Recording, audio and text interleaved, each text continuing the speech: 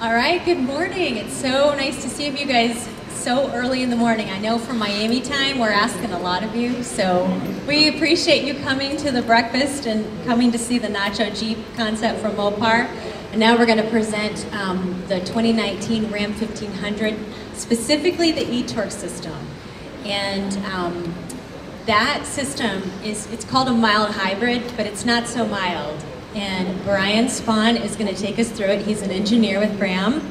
And before that, though, we have our Ram representative from the Southeast Business Center. And Aaron Dean is going to talk to you about just what Ram sales are like in Florida. It's a good market for us, and so he can kind of brief you on a little bit of that. So Aaron, come on up.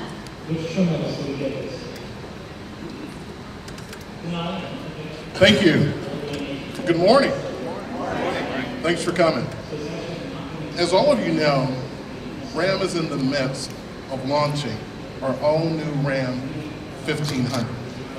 This is one of the most important vehicles to the company and to all of our success. Our recent Ram sales momentum has been highlighted by our ability to bring in new customers into our showrooms, as well as retain our current buyers. Ram sales nationally were up 9% year over year. In the Southeast, Ram sales were up 20% year over year. Now that's our best September that we've had since the Ram brand was formed in 2009. Now sales of the Ram 1500 were actually up 20% year over year, which is another Ram record. A lot of the Ram sales success and momentum that we have is all due to the all-new Ram 2015. The Ram 1500 is loaded with technology. From our 12-inch 4-seat Uconnect touchscreen, along with a host of best-in-class technology. Ram also offers the quietest cabin, along with best-in-class ride and handling. We've also made Ram longer and wider. We've also given Ram the largest cab in the segment, along with twice the storage capacity of all of our competitors. We're really excited about the eTorque technology in the Ram 1500. That technology allows us to have an increase in fuel economy of over 20%. Increased fuel economy in our Pentastar V6 and our legendary Hemi V8. From a towing and hauling capacity, we've also increased that by 20%. So if you think about the 2015 Ram truck, it's really a no-compromise truck. It's the perfect balance of power, efficiency, towing and hauling capability, along with refinement. Now the Ram mild hybrid eTorque technology, which is standard on our V6 Hemi Pentastar, we're really excited about that technology. And who better to explain how that works than our Ram lead powertrain electrification manager, Brian Spahn. Thank you. Thank you. So today I want to bridge from the previous generation program to the current 2019 Ram 1500 product. And we're going to go through the eTorque system. And we're going to do that with the transition from our first product that we have. Can you hear me? There we go. The first product we introduced within the brand, which was the conventional Hemi V8, our legendary Hemi with 395 horsepower and 410 foot-pounds of torque. We then took that system and we moved that into a mild hybrid architecture with our second introduction product. And our final gasoline product entry, which is now a base product introduction with the mild hybrid activity, is our Pentastar upgrade engine.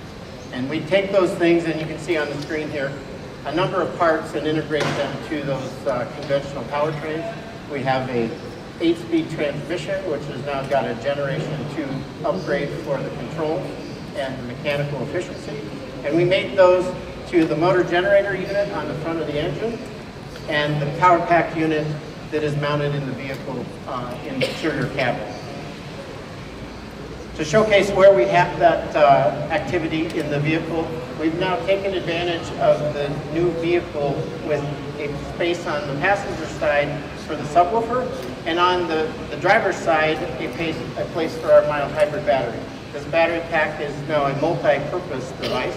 It has both 12 lithium-ion battery cells in it, as well as a DC to DC converter, effectively making that our alternator for the product, stepping the 48-volt system down to the 12-volt system to power the conventional vehicle.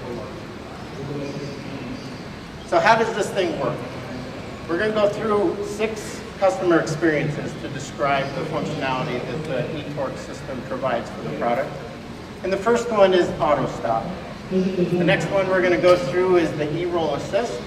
That's that first acceleration component transition from auto stop to auto starting. Acceleration and upshifting. The fourth experience, cruising speeds.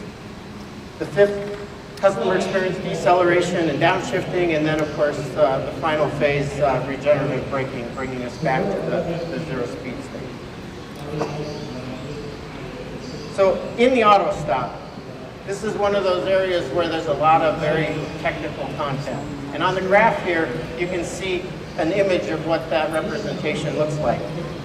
The aqua line is the trajectory of the auto stop that we have, making it a seamless transition from running to stopping. And the blue line is the actual speed response that we see during that transition. The graph below that is what the motor generator unit has to do to generate that smooth transition. So this is not just stop-start with clunky feel. This is a seamless activity where the real-time optimization of the stop profile is managed through the electric motor machine on board real-time as the engine is slowing down. We also have retained 12-volt system support through the DC to DC converter and the 48-volt battery. That allows us to have all of the interior functions stay at that optimal voltage and allows us to be able to have full power steering lock to lock and offers us the ability to then manage that in ideal conditions up to a 10-minute duration. We also have an optimized heating and cooling system that's integrated with the product because we have a conventional compressor and water pump in the system. The way you get heat and cooling is by using the engine in its rotation. So when the need is required for the interior comfort, the engine is then restarted for the system to manage the balance between comfort and fuel savings. In the Hemi V8, you burn about half a gallon an hour. And in an auto stop that's 90 seconds in duration, you save about this amount of fuel. And this is just from the auto stop portion alone.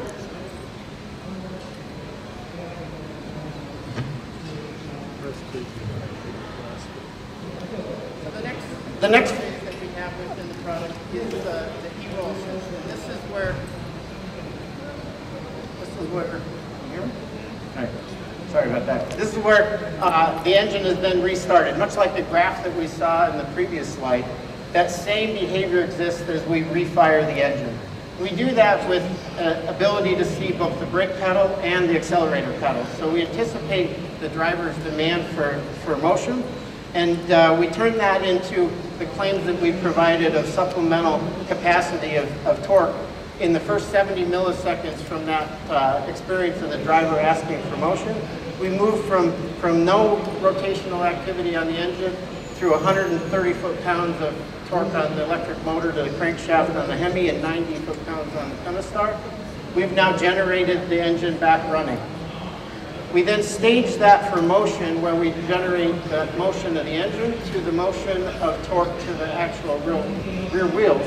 And we do that in about 400 milliseconds, or equivalent to the human blink of an eye. So in a blink of an eye, we've gone from your foot's moved to torque to the tire, and then we transition to the electric to combustion handshake in that first half a rotation of the vehicle wheels as you start to move the vehicle down the road.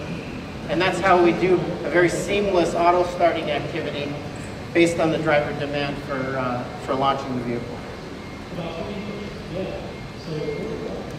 So the next phase that we have is in real-time efficiency operation. That operation and optimization that happens is done through the use of a real-time manager for efficiency on the electric motor. So it's not just sitting there, well, I need some recharge from the previous auto stop.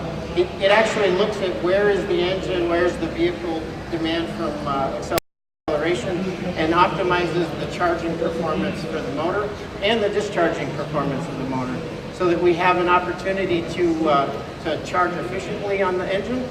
And we do that as well across the shifts. So as you go from second to third gear, for instance, you have an opportunity to decelerate the engine from the previous gear to the next gear down transition. And that shift optimization is allowed through the use of the motor generator unit to help bring the engine speed down, picking up a little bit more efficiency during that transition. That offers us that energy recovery across shifts, which is another place we use the eTorque system for fuel savings. The next place that we do some optimization within the product is in the use of what I'm calling the parasitic drag reduction. So much like in your alternator-based system, think of it as like riding your bicycle. You got a little bit of a drag from a misadjusted brake on the tire. That's sort of like your 12-volt loads on your system where you're pedaling along and you got to power through that. The same opportunity that existed in the auto stop is a place where the right thing for the system may be to simply do nothing. So there's times where we turn the electric motor off and just use the stored energy in the battery to offer the highest efficiency for the 12-volt loads, and then we turn the electric motor back on so that we can charge in a more efficient combustion zone and a more efficient motor operation zone. That's one of the areas where during cruising there's expanded use of powertrain efficiencies through the use of our MDS system, our two-step lift and variable valve timing on the Pentastar upgrade, the cooled EGR in the Pentastar, and the increased compression ratio that that product offers, giving us those increases in technology for the performance content, the capability content, and the efficiency that the product provides. So the next area that we're going to talk through is coasting and fuel shutoff. That's not uncommon to many products in the industry, but this is another place where we have an opportunity to do a integration and refinement improvement beyond the conventional programs, where we use reduced pumping effort of the engine to offer opportunity charging for the electric motor during the initial deceleration. So this is that zone where you're not pushing on either pedal, you're just coasting down. That's a place where we now have an ability to capture energy and provide additional recovery without any decrease in the vehicle's deceleration rate, seamlessly providing a coast down feel that's natural with an enhancement in efficiency. We also go through the operation like we did on the upshifting portion on the downshifting side, where instead of turning the engine back on to help accelerate the engine from fourth gear to third gear, we can use the electric motor to assist in that transition, giving us an improvement in shift quality as well as leaving the engine off to enhance that fuel savings activity without turning the engine back on. So the last phase that we're going to go through is where all hybrids get the bulk of their value, right? To do all of those features in the acceleration and coasting side, this is where we recover the energy. And we do that in kind of three levels of the product. The first one is we start doing brake regenerative activity in that dead pedal zone of the brake pedal. So as you just very gently start to push on the brake pedal, there's a little bit of lash in the system, some wind up mechanically to get the friction material and compliance to the brake rotor taken up. That's an area where we use the brake sensor on the brake pedal to be able to then put torque to the transmission and through the drive line to the electric motor to be able to recover energy. So those very slow deceleration conditions, if you just use your foot a little bit on the brake, that offers you a pure eTorque version recovery energy activity. And it's ultimately a blended system. So as you push on the brake pedal a little bit further, we retain that additional torque that is generated from the motor generator unit. And we take that and push that then into the friction side so that there's a blending between both the electric eTorque component and the friction surface. We do that through about 10 miles an hour, where we then seamlessly transition to the friction side, blending that out as a pure friction activity. So the last 10 miles an hour of the product is done with a pure mechanical friction element, offering you very minimal, if any, perception that any of these activities are going on. You can't really tell that we're hiding out there. And the last thing that I want to talk about is another function that is kind of cool to the vehicle. Much like your air conditioner bill at home has an off-peak and on-peak kind of electrical rate, we have a similar function within the vehicle that allows us to take the regenerative braking and offer some opportunity cooling to the radiator fan and engine control. And that offers us a place where, because the electrons are now cheaper to effectively pay that cooling bill, we can enhance the cooling efficiency of the product so that we can increase those auto stop durations because of that opportunity cooling, which we refer to as smart fan cooling. So in summary, the key messages here is in conjunction with the other Ram 1500 improvements, which we're including in the frame, the body mass reduction in weight, the aerodynamic improvements. We have improved the system efficiency and overall fuel savings by greater than 10%. The eTorque system works in harmony with our existing engine technologies, such as cylinder deactivation, variable valve timing, and fuel shutoff, to improve the performance of these systems and expand their use. One of the areas that I didn't highlight or touch on was through the use of the four-cylinder operation in our Hemi application, for instance.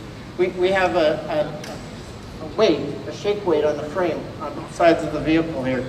And that off motion that exists within the engine being fired and then non-fired for each cylinder in the event, we add an actual shake weight to the system to cancel that out.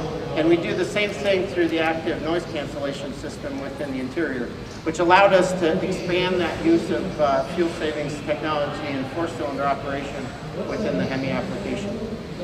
And finally, the eTorque system is a further step towards vehicle electrification, delivering improved fuel economy, drivability, while supporting increases in performance and capability and comfort. Thank you. So is the counterbalance for the partial cylinder behind, you pointed to like the frame rail. So it's mounted to the frame rail, and we can see that if you look under the vehicle here. Is it boxed into the frame rail? It's mounted to the frame rail. It's a canister about this size, about this tall, that's bolted to the exterior of the frame rail. Does anybody else do that to offset the vibration? There's a number of other manufacturers that do various techniques to do similar activity.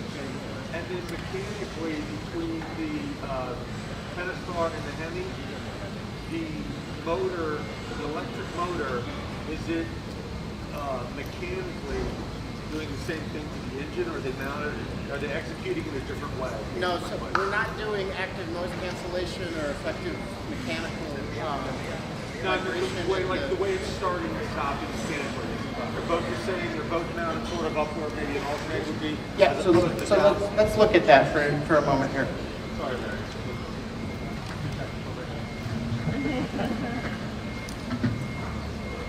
So you can see from these math images, and I gotta be careful, I'm gonna squeal if I get too close here. The Parasitic system is a liquid-cooled motor, where the Hemi system is an air-cooled motor, and they're mounted in what would be a similar location to an alternator. One is a forward-facing system, and one's a reverse-facing system. Okay, and then lastly, so then these two engines that you've eliminated a traditional starter. There is still a traditional starter. So the very first start of the day is done through the 12-volt starter. and then the remainder of all auto stops and all auto starts is done through the electric motor. So, hi, I'm Dave Elsoff. I'm head of RAM Communications. It's interesting to note, a lot of folks thought when we came to market and we talked about stop-start technology that that's all this was. But obviously this is a whole new generation, and our mild hybrid is really a full hybrid brain backed up by a mild hybrid execution. So you can see there's a lot going on with the engine in terms of its thinking. It does super fast microprocessing in order to enable its efficiency. There's one other interesting fact. With the Pentastar engine, all of them come standard with mild hybrid technology, eTorque as we call it. That's our base engine. It comes standard. You don't have to pay for it. We think that when it's fully adopted, this will be the widest hybrid adoption in the entire auto industry. When you think about the volume of trucks that Ram sells, right, we're this month #2 vehicle sold in America, and the proliferation of this mild hybrid technology, we will be a leader in that field. So this is the guy who got us here. And everybody can hear the questions, right? I just brought the mic up so we can make sure everybody's heard. Good morning and thank you.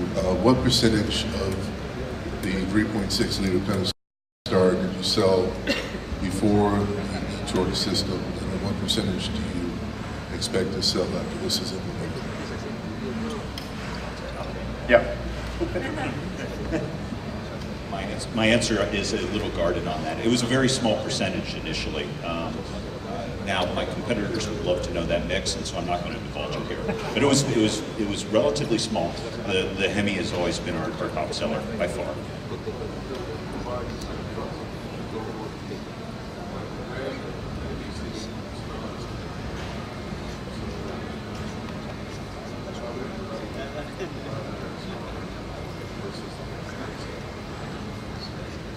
Talking about massive fuel efficiency,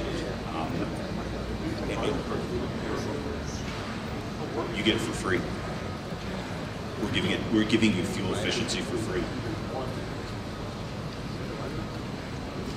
It's one of many purchase decisions that people use. People are looking for capability, they're looking for comfort, they're looking for good value, they're looking for efficiency. Yes, it's one of the factors truck owners buy. If not the most important, it's certainly in the decision-making process.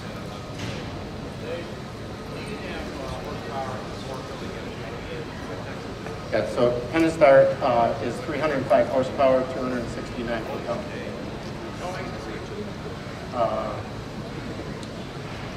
12,750 pounds. You're talking on the Pentastar or on the?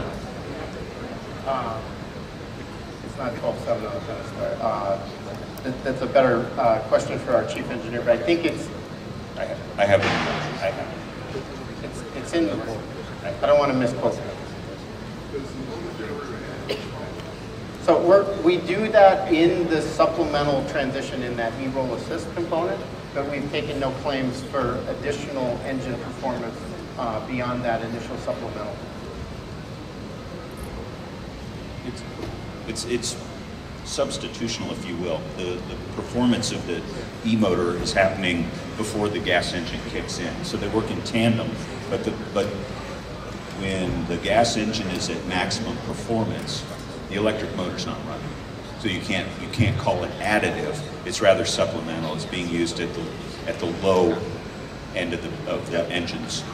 Yeah, through about 1,200 RPM, the electric motor will assist through that transition to the combustion handoff. So that zone, if you're doing a wide open throttle auto starting recovery, the electric motor transitions through about that phase. Is where the electric motor assist is coming from.